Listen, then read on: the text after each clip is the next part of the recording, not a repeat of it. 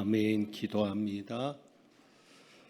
온 천지 만물을 통해 주님의 살아계심을 보게 하시고 은총과 사랑을 경험케 하시는 하나님 아버지를 찬양합니다.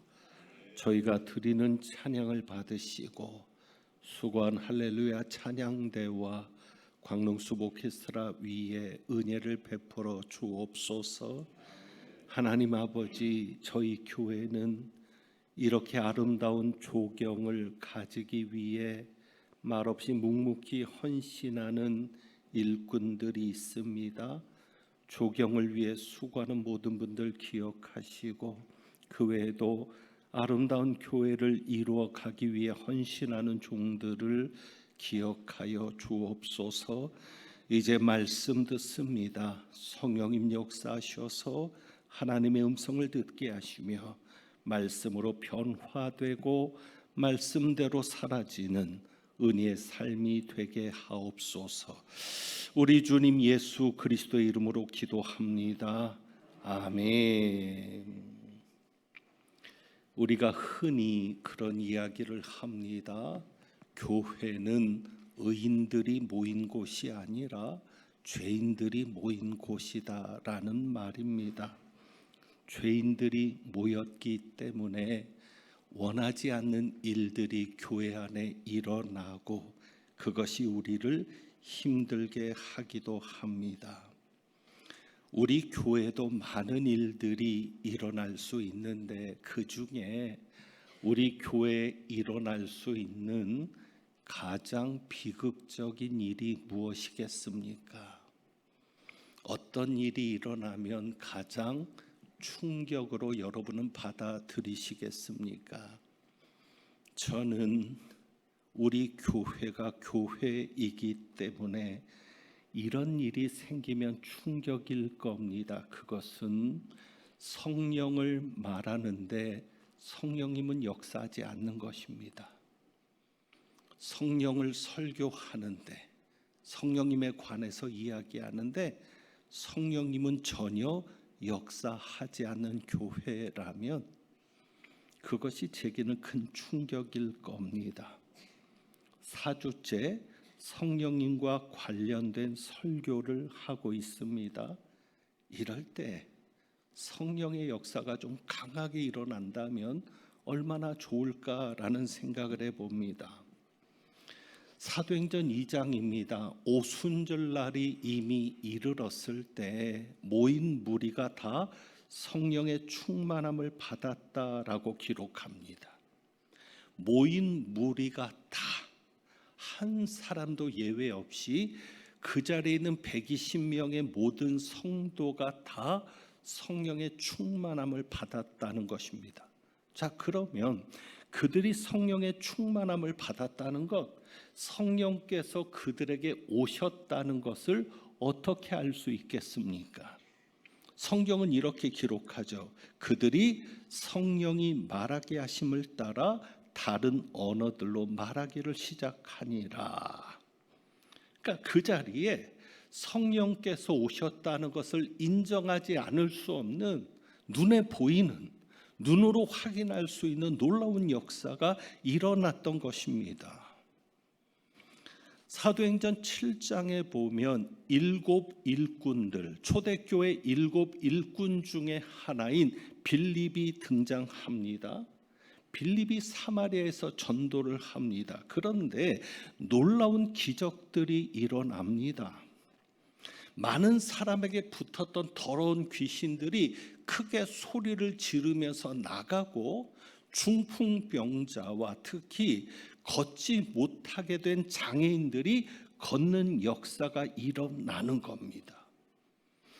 그래서 그 소문이 예루살렘 교회까지 들리는 겁니다. 그들이 그렇게 경멸했던 사마리아인들이 하나님의 말씀을 받았다라는 소식이 들리는 겁니다. 그래서 예루살렘 교회가 베드로와 요한을 보내어 알아보았습니다. 베드로와 요한이 가서 보니까 분명히 기적이 일어났습니다. 그리고 그들이 주 예수의 이름으로 세례도 받았습니다. 그런데 성령 내리신 일은 없었다라고 기록합니다.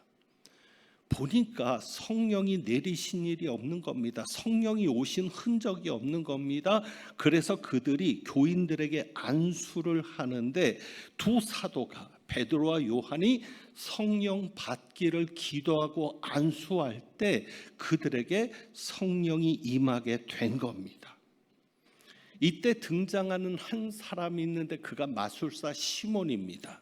18절에 보면, 사도행전 7장 18절에 보면 그가 사도들의 안수로 성령 받는 것을 보게 되었다라고 말합니다.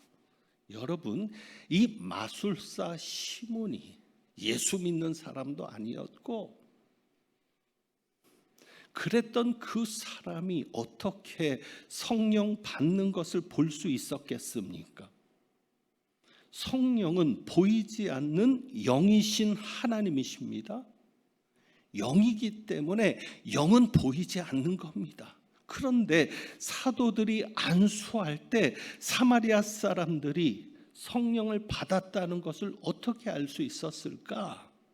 그것은 눈에 보이는 어떤 역사가 일어났던 것입니다. 성경에 어떤 역사가 일어났다고는 기록하지 않습니다. 그런데 혹시 오순절날 있었던 그 역사가 일어나지 않았을까? 왜요? 자기들이 오순절날 받았던 성령의 역사와 체험했던 성령의 역사와 동일한 역사가 일어나야 인정할 수 있잖아요. 무엇을? 사마리아 사람들에게도 성령이 오셨다라는 것을 인정할 수밖에 없으니까 그러한 역사가 있지 않았을까? 눈에 보이는 어떤 역사, 방언을 말한다든지 아니면 놀라운 어떤 다른 현상이 나타났을 수도 있습니다.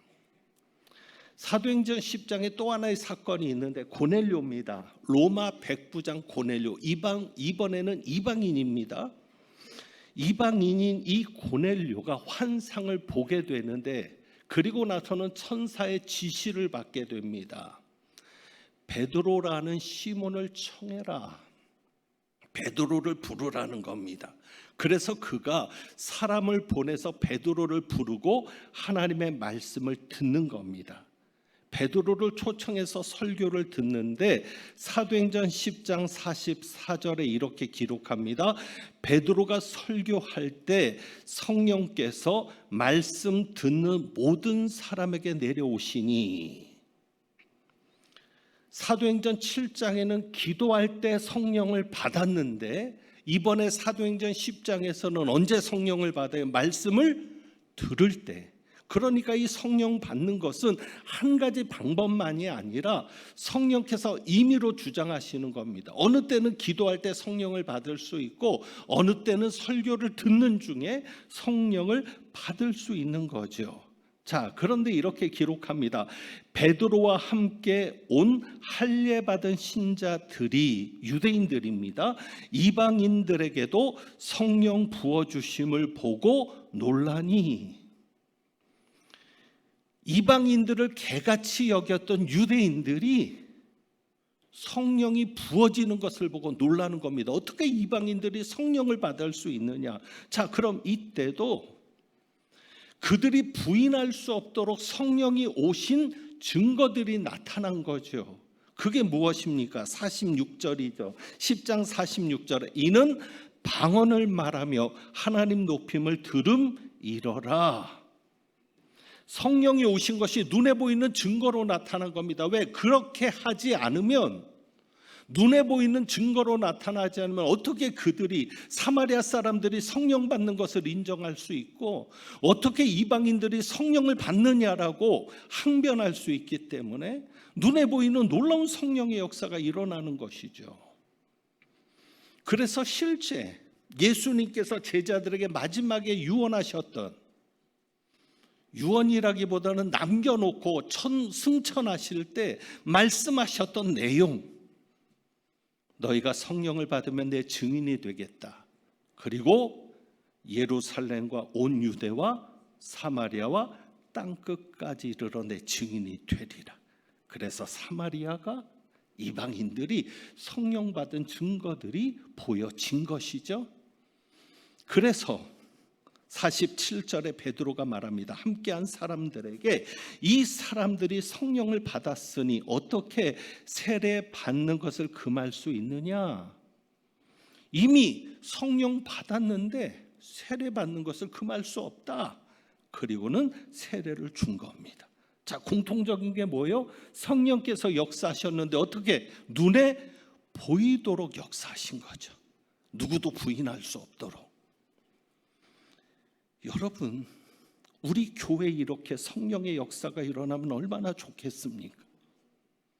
여러분들이 오늘 힘들어서 예배 왔는데, 여러 가지 어려움을 이기고 예배 왔는데 이 예배 자리에 한 사람도 예외 없이 성령의 임재를 볼 수 있다면, 주님의 임재 앞에 설 수 있다면 여러분 얼마나 좋으시겠습니까?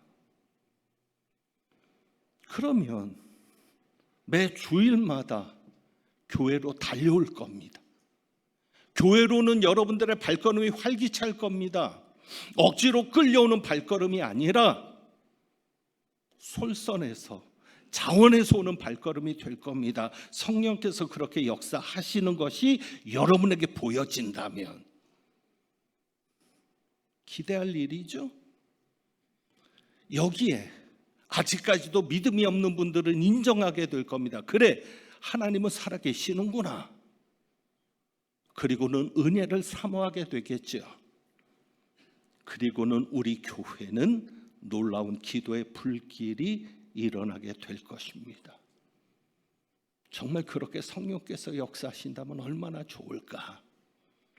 그런데 우리 성령님의 역사는 눈에 보이도록 역사하는 것만이 성령의 역사가 아님을 오늘 하나님께서는 우리에게 말씀하시는 겁니다. 제가 은사에 관한 설교를 2번 했는데 은사만이 성령의 역사가 아님을 오늘 하나님께서는 오늘 말씀을 통해서 우리에게 보여주시는데, 성령은 우리에게 2가지로 역사하십니다. 자, 17절입니다. 17절. 그는 진리의 영이라. 성령님은 진리의 영이십니다.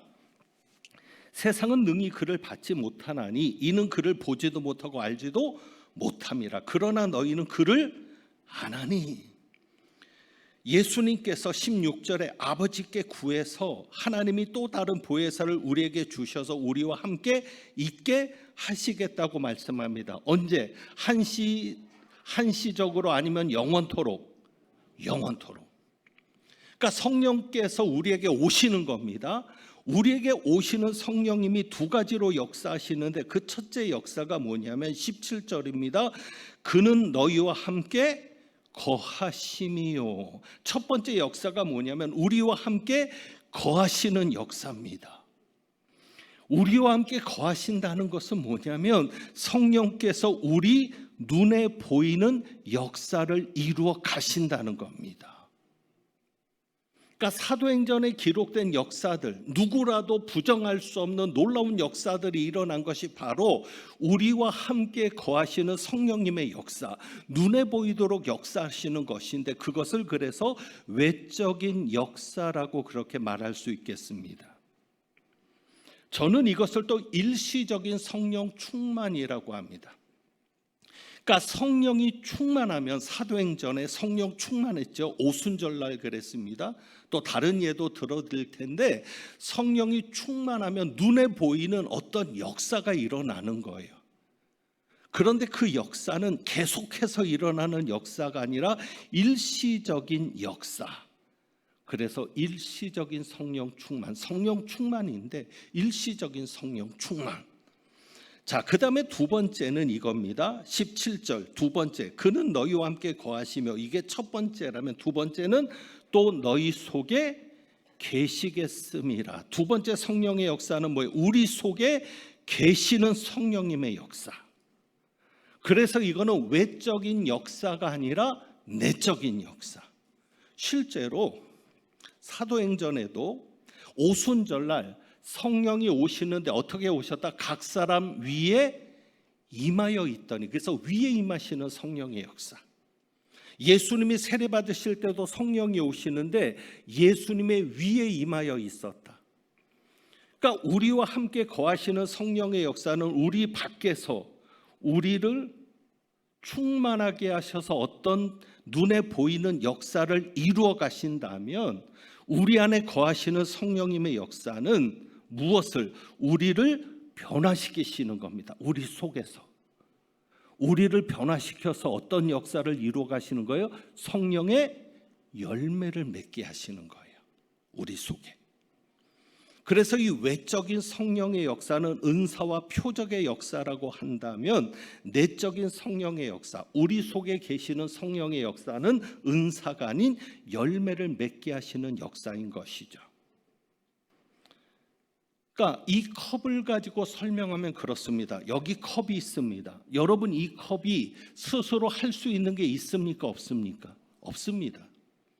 이 컵은 자기가 자리를 옮겨 앉고 싶어도 옮겨 앉을 수 없습니다. 누군가 이 컵을 붙잡고 옮겨 주어야만 가능합니다.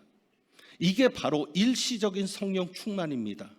성령께서 우리를 강하게 붙잡으셔서 성령의 뜻대로 쓰시는 겁니다. 옮겨놓고 싶은 자리에 옮겨놓듯이, 방언을 하게 하고 싶으면 방언을 시키시고, 예언의 역사가 필요하면 예언을 하게 하시고, 병 고치는 역사가 필요하면 병 고치게 하시는, 그러니까 일시적으로 성령께서 붙들어 주시는데, 이때 성령께서 붙드시는 것은 뭐냐면 우리 인간의 한계가 있잖아요. 내가 할 수 없는 한계, 그 한계를 초월하는 하나님의 역사가 필요한데, 그때 성령께서 강하게 붙잡으셔서 그 역사를 이루시는 거죠.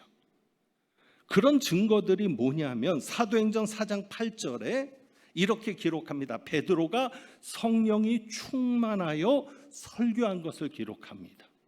그러니까 베드로가 하나님의 말씀을 전할 때 성령이 베드로를 강하게 붙잡으시는 겁니다. 그래서 베드로가 배움이 없지만, 제대로 공부를 못했을지라도 그가 누구도 반박할 수 없는 복음을 전할 수 있는 것은 무엇 때문에? 성령께서 강하게 붙잡아 주셨기 때문이죠. 바로 이겁니다. 일시적으로 밖에서 성령께서 역사하는 겁니다. 또 하나는 사도행전 4장 31절에 보면, 유대인들이, 제가 이건 설교 때도 이야기했죠. 유대인들이 그리스도인들을 협박합니다. 그 소식을 사도들에게 듣고 교인들이 한 마음이 돼서 하나님 앞에 기도하죠. 그때 성령이 그들을 충만하게 합니다. 이렇게 성경은 기록합니다. 성령이 충만해서 담대히 하나님의 말씀을 전하니라. 그 위협 앞에, 그 협박 앞에 용기가 꺾일 수 있는데 성령이 강하게 붙들어 주시니까 두려움이 없는 거예요. 그래서 어떻게 했다? 담대히 하나님의 말씀을 전했다. 일시적으로, 그 순간 기도의 응답으로. 사도행전 7장에 보면 스데반이 나옵니다. 7장 55절에 스데반이 순교를 하는데 어떻게 예수님과 같이 저들의 죄를 용서해달라고 기도하면서 죽어갈 수 있어요? 자기에게 돌을 던지고 그 돌에 맞는 고통, 죽어가는 고통 속에서 성령이 충만했기 때문입니다. 7장 55절에 보면 이렇게 기록합니다. 성령이 충만하여 하나님의 영광과 예수님이 하나님 우편에 서신 것을 보고 기뻐하니라. 내 육신의 한계로는 기뻐할 수 없어요. 어떻게 돌에 맞는데 기뻐할 수 있어요? 그런데 성령이 충만하니까 눈이 열리는 겁니다. 그래서 하늘을 보게 됐는데 하나님의 영광을 보며, 하나님의 보좌 우편에서 예수님이 앉아 계신 것도 아니에요. 얼마나 스데반이 안타까웠으면 서가지고. 스데반 자신을 내려다보는 예수님을 보면서 마음에 무엇이 왔어요? 기쁨이 왔어요. 바로 이런 역사가 일시적으로 성령께서 강하게 붙잡아 주실 때, 우리가 컵을 붙잡아서 이 컵을 움직이듯이 아니면 이 컵을 사용하듯 그렇게 역사하시는 성령의 역사인 거죠. 그런데 여기에서 성령께서 우리를 강하게 붙잡아 주시는 것이 계속되면 안 되죠. 그래서 일시적인 겁니다. 왜? 여러분, 만약에 성령께서 이런 역사, 성령이 충만해서 막 말씀을 전하게 하고 성령이 충만해서 어떤 눈에 보이는 역사들이 일어난다고 했을 때 그 역사가 24시간 계속된다. 1년 365일 성령님이 계속 그렇게 밖에서 꼼짝도 못하게 붙잡아 주시면 정상적인 생활이 가능합니까? 안 합니까? 안 하죠. 그러니까 우리 성령님은 그렇게 역사하지 않는 것을 필요할 때, 하나님의 역사가 필요할 때만 일시적으로 붙잡아 주셔서, 악령은 그렇게 역사하지 않을 수도 있어요. 악령은 무당들이나 자기들이 지배하는 종들을 꼼짝도 못하게 하지만, 그러나 우리 성령님은 그렇게 역사하지 않습니다. 어떤 하나님의 뜻을 이루는 놀라운 역사에는 성령께서 일시적으로 붙들어 주시고, 하지만 성령이 우리 안에서 역사하실 때는 지속적으로 역사하시는데, 이것이 왜 중요하냐? 여러분, 이 컵을 우리가 사용한다고 할 때 이 컵 때문에 씁니까? 아니면 이 컵 속에 있는 물 때문에 이 컵을 사용합니까? 물. 컵이 중요한 게 아니에요. 그 컵 속에 무엇이 들어있는가가 중요한 거죠. 다시 말하면 내가 중요한 게 아니에요. 내 속에 무엇이 있느냐가 중요한 것이죠. 사도행전은 이것을 분명히 구별합니다. 그러니까 성령 충만을 얘기할 때 신약에서는 충만이라는 단어를 두 가지를 사용합니다. 하나는 플레데스, 하나는 플레레스. 플레데스는 일시적인 성령 충만이에요. 그러니까 우리가 물을 마실 때 컵에 잔뜩 따라서 한번 마시면 끝. 그런데 지속적인 성령 충만은 나무의 수액이나 양분이 지속적으로 차야 열매를 맺고 생명을 유지하듯이 지속적으로 성령께서 내 안에서 충만해지는 겁니다. 이것을 두 가지를 구별하는데, 사도행전에서 이것이 나타나는 것은 뭐냐면, 일시적인 성령 충만, 성령께서 강하게 붙잡으셔서 복음을 전하게 하시든 기적이 일어나게 하시든 일시적으로 붙잡는 성령 충만은 성령 충만이라는 말만 나와요. 그래서 성령이 충만하여 담대히 하나님의 말씀을 전했다, 성령이 충만해서 설교했다, 성령이 충만해서 기도했다, 이렇게. 그러나 지속적으로 성령이 충만해지는 것은 내 안에 어떤 채워짐이 있어야 되기 때문에 그것은 성령 충만이 아니라 다른 것과 함께 나오는 겁니다. 예를 들어서 사도행전에서 사도행전 6장에 7명의 일꾼을 뽑을 때 이런 기준을 사도들이 얘기합니다. 성령과 지혜가 충만하여 칭찬 듣는 사람 7을 뽑으라. 이럴 때 성령 충만은 성령 충만만 나오는 게 아니에요. 그러니까 성령 충만한 사람을 뽑으라고 하지 않고, 만약에 그가 지속적으로 성령이 함께하는 사람이라면 반드시 무엇도 있을 것이다? 지혜가 충만할 것이다. 그래서 성령과 지혜가 충만한 사람 7을 뽑으라. 그래서 그들이 6장 5절에 보면 성령과 믿음이 충만한 사람을 뽑습니다. 그러니까 성령만 충만하지 않고 정말 성령이 충만하다면, 지속적으로 성령과 함께하는 성령 충만한 사람이라면 무엇도 충만하다? 믿음도 충만하다는 것이죠. 사도행전 11장에 보면 바나바가 나옵니다. 사도행전 11장 24절에 바나바를 이야기할 때 바나바는 착한 사람이요 성령과 믿음이 충만한 자라라고 말합니다. 여러분, 지혜나 믿음도 은사에도 있습니다. 그러나 여기서 말하는 지혜와 믿음은 그냥 일시적으로 성령께서 강하게 역사하실 때 주는 지혜나 믿음이 아닌, 지속적으로 내가 성장시키는, 충만이라고 했으니까 지속적으로 내 안에서 채워져야 하는 믿음과 지혜인 것이죠. 그 차이를 아시겠습니까? 그래서 내가 지혜 있는 사람이 되는 것이고 믿음 있는 사람이 되는 겁니다. 착한 사람이 되어가는 거죠. 그래서 우리 안에서 역사하시는 성령님은 성령의 열매를 맺게 하시는 겁니다. 내 속에서. 성령의 열매가 9가지죠. 그런데 헬라어 성경은 단수입니다. 성령의 열매들이라고 얘기하지 않습니다. 9가지인데 단수입니다. 그 얘기는 뭐냐면 성령의 열매는 하나입니다. 성령이 있는 사람은 이 9가지가 다 있는 겁니다. 뭐죠? 사랑, 희락, 화평, 오래 참음, 자비, 양선, 충성, 온유, 절제. 이 9가지가 다 있는 건데 문제는 이 9가지 열매가 다 다를 수는 있습니다. 어떻게? 어떤 나무는 열매가 잘 열려서 풍성한 열매가 맺힐 수 있고, 어떤 나무는 열매가 다 자랐는데도 작은 열매일 수 있고. 이해되시죠?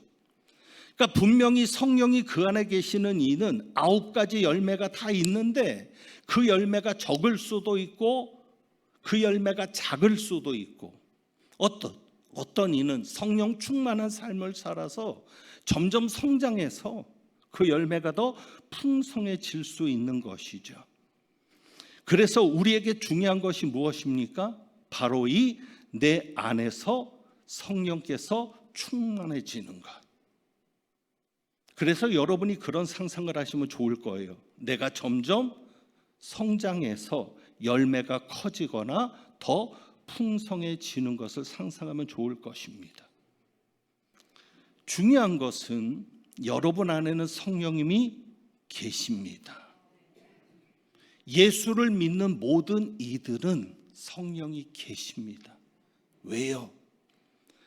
누구도 성령님이 아니고서는 예수 그리스도를 뭐라고 시인할 수 없다고요? 주라 시인할 수 없다고 하잖아요.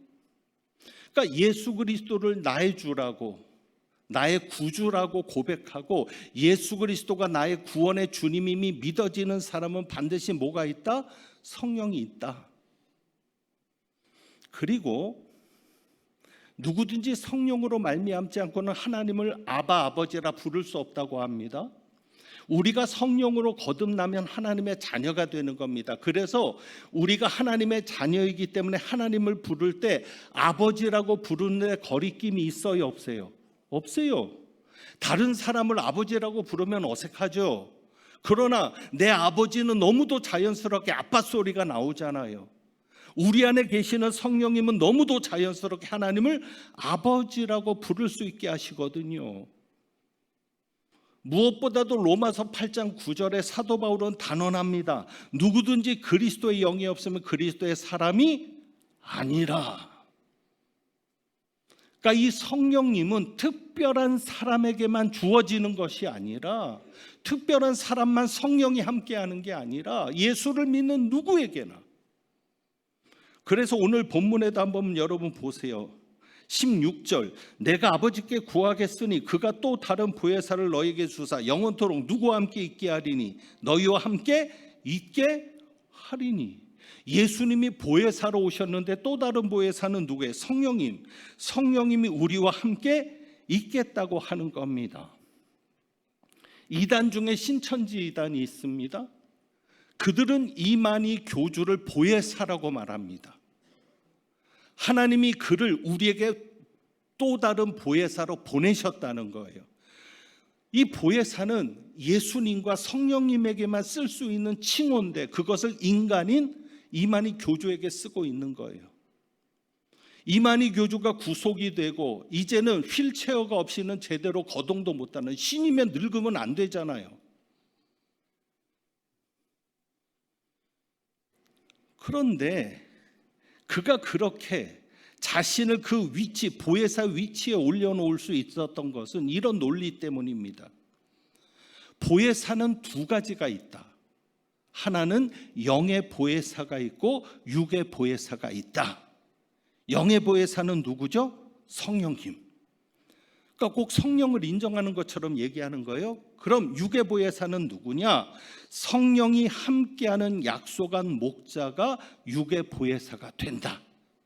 그러니까 영의 보혜사이신 이 성령이 약속한 목자에게 함께해서 그 목자도 보혜사이신 성령이 함께하니까 육은 인간이지만 무엇이 될 수 있다? 보혜사가 될 수 있다라고 주장합니다. 그러니까 성령이 오면 신이 된다는 얘기예요. 그러면서 이단들이 또 속이는 게 뭐냐면 예수님이 세례받을 때 이야기를 합니다. 예수님은 인간이었다는 겁니다. 예수님은 인간이었는데 요한에게 세례를 받을 때 성령이 그의 위에 오시잖아요. 그래서 메시아가 되었다는 거예요. 그러니까 인간이지만 성령께서 그의 위에 오심으로 메시아가 될 수 있다. 그런데 여러분, 예수님은 인간이셨습니까? 하나님이셨습니까? 하나님. 그러니까 예수님은 성령이 없다가 성령이 오신 게 아니라 이미 성령으로 잉태된 분이잖아요. 그리고 그분은 성령 하나님과 동일하신 분이잖아요. 삼위일체 하나님. 하나님에게만 이야기하는 것을 왜 어떻게 인간에게 씁니까? 자, 무엇보다도 치명적인 건, 그러면 이만희 교주에게만 성령이 오시는 겁니까? 성경이 그렇게 말합니까? 약속한 목자만 성령을 받는다. 아니죠. 오늘 여러분이 읽은 본문에도 누구나 다 성령을 받는 겁니다. 우리에게도 성령이 오시는 겁니다. 사도행전 2장 17절에도 베드로가 오순절날의 역사를 놀라워하는 이들에게 이들이 받은 것이 성령이라는 것을 입증하면서 요엘 선지자 이야기를 하죠. 이렇게 얘기합니다. 내가 내 영을 모든 육체에게 부어 주리니. 하나님이 하나님의 영을 부어 주신다고 했을 때 한 사람에게만, 모든 육체에게만. 그러니까 우리 안에도 성령께서 계시는 겁니다. 여러분이 그것을 믿고 가시면 됩니다. 은사가 나타나지 않아도, 눈에 보이는 표적이 없어도 내가 이렇게 예수를 믿고 하나님을 아버지라고 부를 수 있는데, 이 모든 것이 누구의 역사다? 우리 안에서 역사하시는 성령님의 역사였다. 그런데 중요한 것이 있죠. 이제 우리 안에 계시는 성령님을 통해서 우리는 열매를 맺어야 합니다. 저는 여러분에게 은사보다 열매를 구하는 자 되기를 원하고 있습니다. 왜요? 은사는 중요하지 않아요. 왜? 성령께서 필요하면 그냥 붙잡아 쓰시면 되는 거예요. 그러면 누구에게도 역사가 일어날 수 있는 거예요. 하나님이 여러분의 가정에 어떤 메시지가 필요할 때 7살짜리 여러분의 아이에게 성령이 강하게 역사하면 그 아이의 입을 통해서도 하나님이 말하게 할 수 있는 거예요. 은사는 중요한 게 아니죠. 그냥 성령께서 나를 붙잡고 쓰시면 역사는 일어나는 거죠. 중요한 것은 뭐예요? 내용물이죠. 내 안에 무엇이 있느냐? 내 안에 들어가 있는 것이 중요하죠. 내 안에 역사하시는 성령님이 중요하죠. 왜 우리 교회는 그렇게 눈에 보이는 성령의 역사가, 아까 예배 전에 얘기했던 대로 좀 눈에 보이도록 역사가 일어나면 좋지 않을 거 아닌가? 여러 가지 이유를 제가 정리하고 있는데 그 중에 한 가지는 이겁니다. 저는 은사보다는 무엇을 추구하는 목사입니까? 열매. 심야기도에 와보신 분들은 늘 들으실 거예요. 은사보다는 열매를 구합니다. 왜? 하나님께서 제게 보여주신 한 장면 때문입니다. 민수기 22장 발람 선지자가 나옵니다. 이 모압의 발람 선지자가 발락 왕의 뇌물의 유혹을 받아서 이스라엘을 저주하게 됩니다. 하나님께서 그가 이스라엘을 저주하려 할 때 막으시는데 누구를 통해 막으십니까? 나귀를 통해 막으시는 겁니다. 나귀가 하나님의 천사를 보고는 두려워서 안 가는 거예요. 자기의 목숨을 구해준 거죠. 갔으면 그 천사의 칼에 죽었을 텐데. 근데 아무것도 보이지 않으니까 이 발람 선지자가 나귀를 때리는 겁니다. 나귀가 맞다 하나님께서 나귀의 입을 여시는데 그가 발람 선지자를 책망하는 겁니다. 제가 거짓말하는 게 아니니까 민수기 22장을 보세요. 놀라운 역사가 일어났죠. 나귀가 말을 했습니다. 자, 여기서 중요한 건 나귀가 말을 했지만, 하나님께서 붙잡으셔서 그 순간 말을 했지만, 하나님의 붙잡으심이 끝났을 때 나귀가 사람이 되었습니까? 그냥 나귀입니까? 그냥 나귀.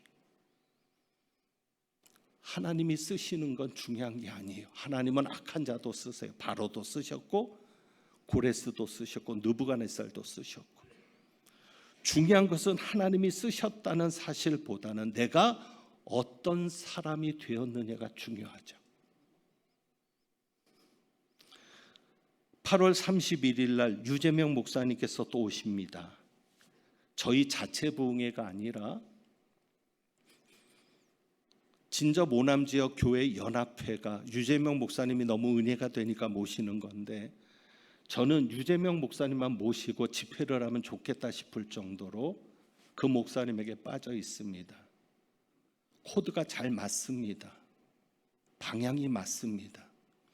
이번에 오시는데 주제는 뭐냐면 나는 누구여야 하는가. 여러분, 무엇을 하는가가 중요하지 않습니다. 무엇이 되느냐가 중요합니다. 아빠 역할도 중요하지만 어떤 아빠가 되느냐가 중요하겠죠? 그렇습니다. 여러분 생각해 보십시오. 저는 그런 생각을 합니다. 과연 나는 어떤 목사여야 하는가? 과연 나는 어떤 장로여야 하는가? 나는 어떤 권사여야 하고, 나는 어떤 집사여야 하고, 나는 어떤 교인이어야 하는가? 하나님께서 붙잡으시면 여러분은 누구라도 쓰임받을 수 있겠지만, 일회용품처럼 하나님이 한번 붙잡고 쓰고 버리는 사람이 아니라 여러분 안에서 성령의 열매를 맺어 하나님이 지속적으로 사용하시는 여러분들이 되시기를 주님의 이름으로 축원합니다. 그래서 우리 주부에 있는 그 찬송가 192장, 우리 192장 찬송 드리겠습니다. 임하소서 임하소서. 192장. 정말 성령께서 임하시기를 사모하면서 우리 한번 이 찬양 드려봅니다.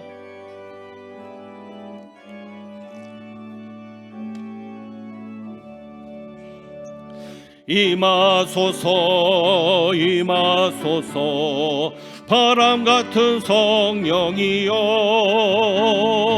에스겔의 골짜기에 불어닥친 생명바람 오순절날 다락방에 말씀으로 임하신 영 나의 영을 사로잡아 새로 나게 하옵소서. 임하소서 임하소서 불과 같은 성령이여 아멘. 불의 혀로 임하셔서 진리 알게 하시옵고 불세례를 베푸시어 죄의 뿌리 소멸하사 거룩하고 깨끗하게 변화시켜 주옵소서. 아멘.